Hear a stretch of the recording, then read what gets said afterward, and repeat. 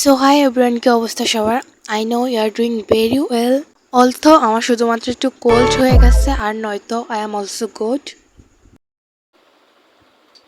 So this is my to do list. ফার্স্টে হচ্ছে chemistry, acid ক্ষারক ও সমতা, এটা রিভিশন করা। অ্যান্ড সেকেন্ডে ছিল ফিজিক্স, কাজ, ক্ষমতা ও শক্তি, শর্ট নোট মেক করা অ্যান্ড রিভিশন করা। অ্যান্ড সবার লাস্টে ছিল মমতা দিয়ে এই গল্পটা রিভিশন করা। ফার্স্ট অফ অল হচ্ছে ফিজিক্স, এটা শর্ট নোট মেক করা এবং রিভিশন করা, এটা পুরোপুরিভাবে কমপ্লিট। অ্যান্ড এটাই হচ্ছে তার রাব কফি।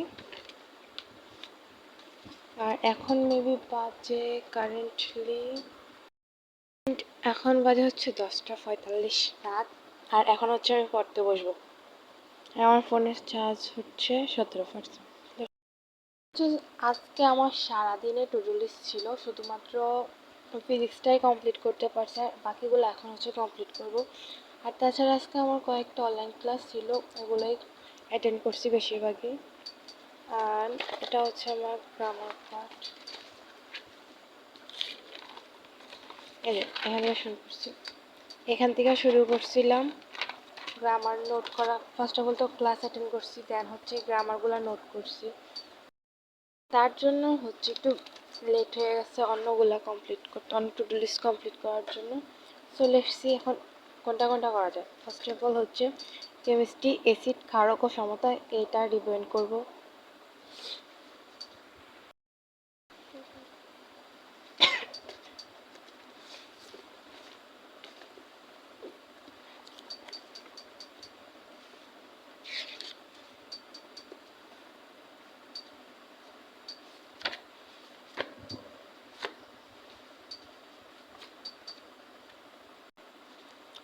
আই থিঙ্ক এটাতে একটু বেশি সময় লাগবে, এটা বাদ দাও, আগে বাংলাটা করি। মমতা দিয়ে রিভিশন এটা করা যাক সবার আগে।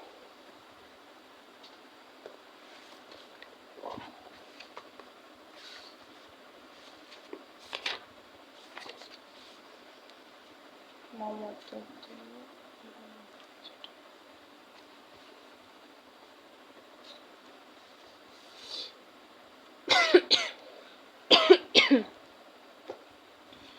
মমতাদি মানিক বন্দ্যোপাধ্যায়।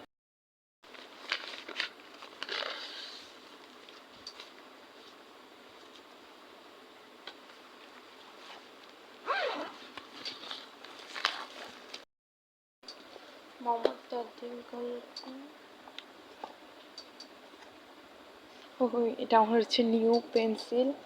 আমি লাইব্রেরিতে গেলেই কোনো না কোনো একটা পেন্সিল নিয়ে আসি। এবারে যেটা নিয়ে আসছি সেটা, এটা আমার আরও কয়েকটা আছে, যেটা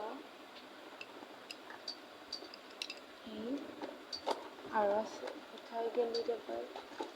এই যে আরও আছে, উপরে রয়েছে কোথাও কোথাও। যতবার লাইব্রেরিতে যাই একটা না একটা পেন্সিল নিয়ে আসি।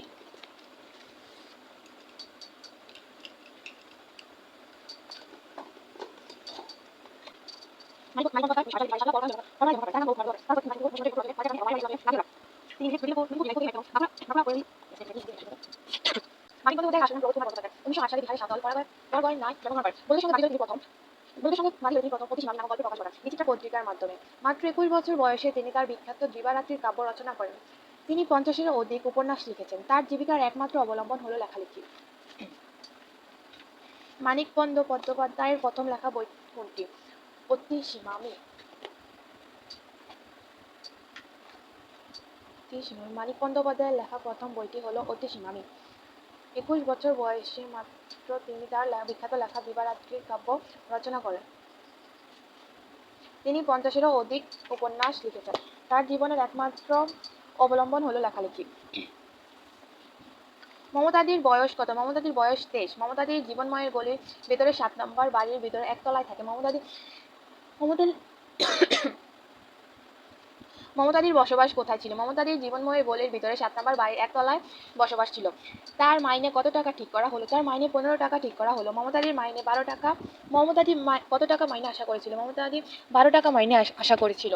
First of all I am so sorry যে আমি প্রমিস করছি হ্যান্ডরাইটিং ইমপ্রুভের উপর ভিডিও দিব, বাট আনফর্চুনেটলি দিতে পারি নাই কারণ আমি একটু অসুস্থ ছিলাম। কিন্তু হ্যাঁ, 2-1 দিনের মধ্যেই হ্যান্ডরাইটিং ইমপ্রুভের উপর আমি ভিডিও আপলোড করব। And again I am feeling so sorry, but কি করার আছে। বাই দ্য ওয়ে, আরও একটা কথা, আমি হচ্ছে অনলাইন কোর্স নিয়েছি, তার জন্য এখন হচ্ছে টাইম ম্যানেজ করতে পারছি না। আই নো আমি অন্য একটা ভিডিওতে বলছিলাম যে পি টেস্টের পরে হচ্ছে আমি কোনো অনলাইন কোর্স নিব, বাট এখন হচ্ছে কিছু প্রবলেম ফেস করতে হচ্ছে, তাই হচ্ছে অনলাইন কোর্স নিয়ে নিছি। একে তো হচ্ছে school study, then online classes, also self study করা, এসব করে হচ্ছে টাইম ম্যানেজ করতে পারছি না ভিডিও মেক করার জন্য। তাই ভাবছি এখন থেকে হচ্ছে শর্টস ভিডিও দিব, যদি তোমাদের সাজেশন বা হেল্প লাগে তখন হচ্ছে লং ভিডিও মেক করব। আর এমনিতে হচ্ছে সপ্তাহে 1টা বা 2টা লং ভিডিও আসবে।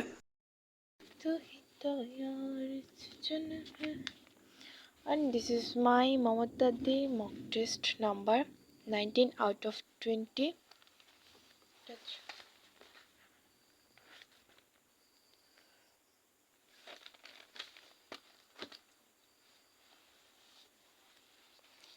So this is also complete and this is complete.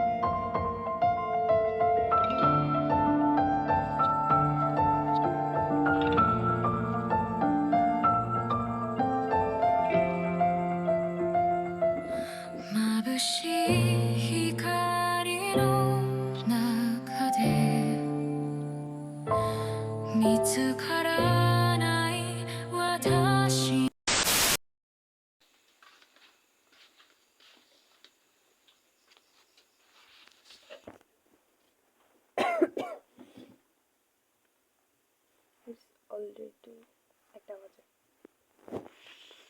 আর এটা হচ্ছে আমি কেমিস্ট্রি রিবান করা ছিল, এটা হচ্ছে আমি উপর থেকে রিবান করছি, আর যেটা হচ্ছে বিক্রিয়াগুলো ইম্পর্টেন্ট ওগুলোই করতেছি।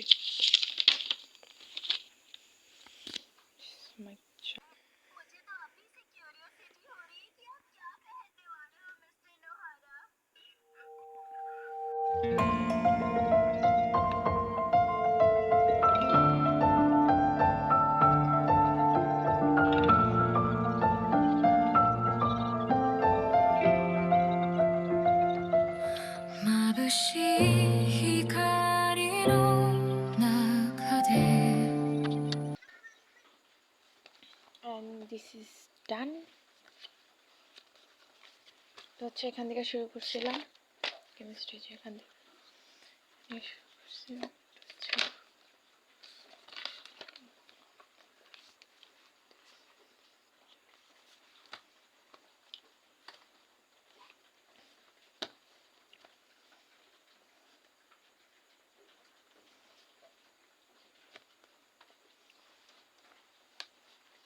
কেমিস্ট্রিটা হচ্ছে আমি উপর থেকে পড়ছি, আর যেগুলো হচ্ছে বিক্রিয়া কঠিন ওইগুলোই হচ্ছে খাতায় নোট করছি, আর ওইগুলো প্র্যাকটিস করছি, এই জন্য একটু তাড়াতাড়ি হয়ে গেছে।